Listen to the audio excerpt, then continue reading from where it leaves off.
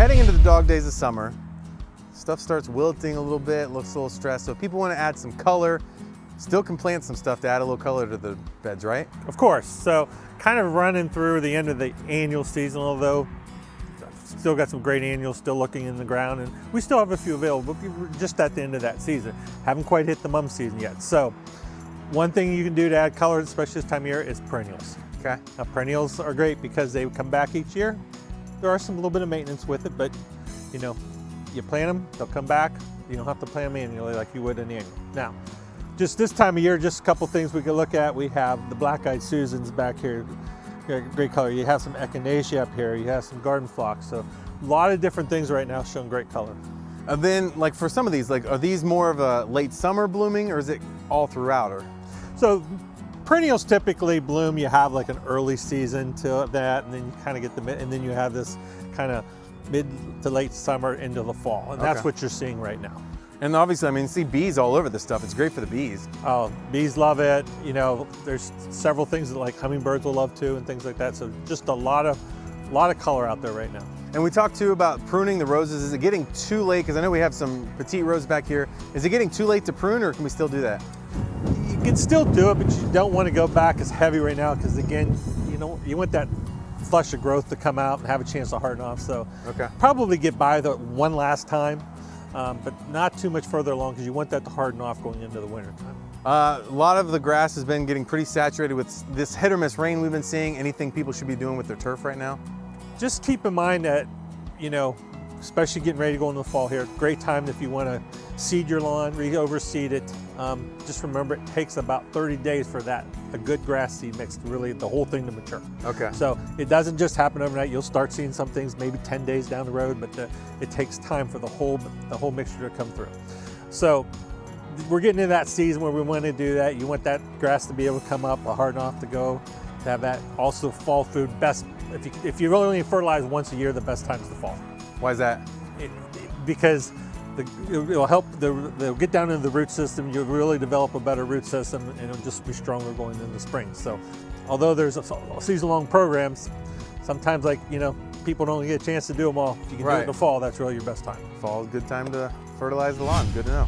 10 to 15,000 Haitians live in Columbus right now, many of them gathering right here at this newly opened Haitian restaurant. They're desperately trying to get information and word from family members who are in Haiti to make sure they're safe after this morning's deadly and devastating earthquake.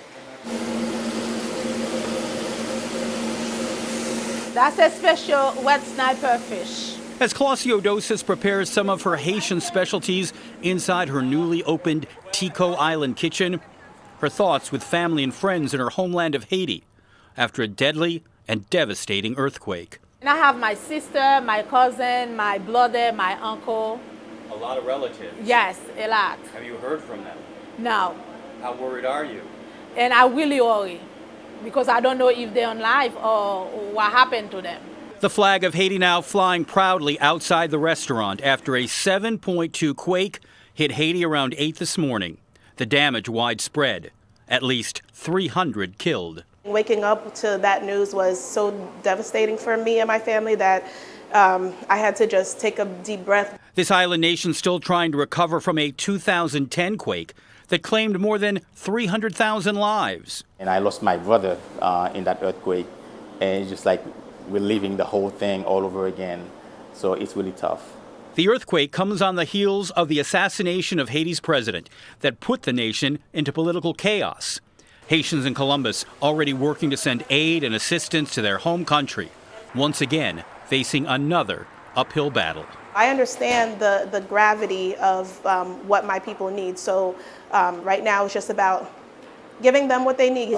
We love each other, we are one family, and we always come together. Several Haitian organizations already making plans to assist the tiny island nation. In a matter of weeks, the shoe will be filled once again with fans cheering on the Buckeyes. We're hoping for a lot less drama this season, hopefully anyway. This documentary is giving fans amazing new insight into what it took to actually make last season happen. We care a lot about sports. Just this week, the first clips from the documentary released, The Fight for Football Saving the 2020 Season. What happened in the room? Dan Lust, a sports attorney and professor at the New York Law School, helping to produce the film. It looks into the Big Ten's decision to cancel the 2020 college football season before ultimately making the move to return to play. I've heard from parents, I've heard from players that say we really appreciate the story being told. The Football Fever crew covered the back and forth extensively as the initial decision was met with anger and hostility among players, parents, coaches, and fans. Help us understand why it's okay for you and your family, Mr. Warren. Among other things, the documentary looks at the backlash Commissioner Kevin Warren and the presidents and chancellors of the league received over the initial sudden decision. Yeah, I think it's a really good story just about, David versus Goliath. I mean, I support Big Ten football, but you can't be afraid to stand up to the man when you really feel confident about a cause. And I think that's really the focus of this documentary. Several high-profile Buckeyes were interviewed and played a role in the documentary, including TFF analyst and Buckeye Scoop founder Kirk Barton. I think you got to fight for what you believe in. Barton says the project will give fans real insight into the battle for Big Ten football. I think it illuminates how important the parents were and the players were to keep fighting to have a football season. The documentary is set for release next month on a number of different streaming platforms. Producers are confident that this will give fans a great taste of football early before this season gets underway.